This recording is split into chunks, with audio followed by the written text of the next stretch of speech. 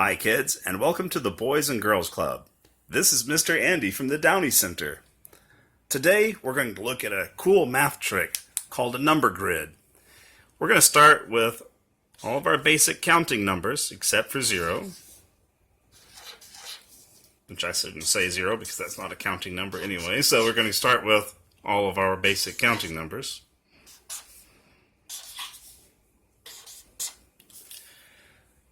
We're going to arrange them into a nice square grid, and then we're going to add them together and see what kind of results we get. So if you want to follow along at home, all you need is a piece of paper, and I would suggest a pencil. I'm doing it with a Sharpie so it's easier for you to see, but if you make a mistake, you want to be able to erase it. So why don't you see if you can find a pencil and a blank piece of paper, and write down your numbers just as I have them. 1, 2, 3, 4, 5, 6, 7, 8, 9.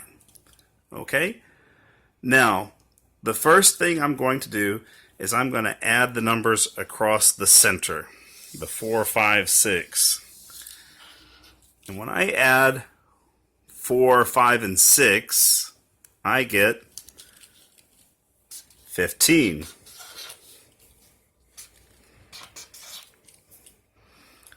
And as a tip, you might add the 6 and 4 together first to get 10, and then adding 5 is very simple, 15.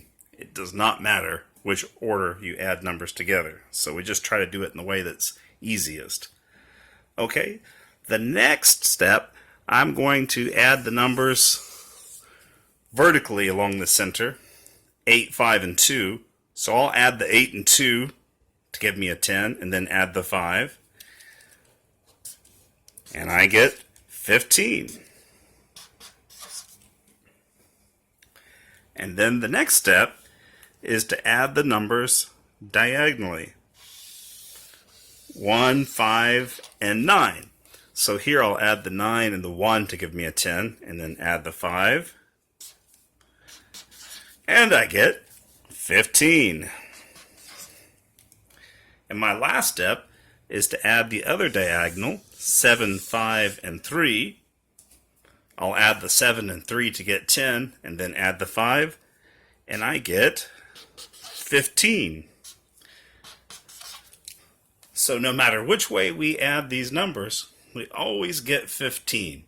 So why don't you take some time and look at these numbers and see if you can see why that happens, and see if you see other patterns. But the clue as to why it's happening is when I showed you which order of addition that I did, adding the 7 and 3 to get the 10 before adding the 5.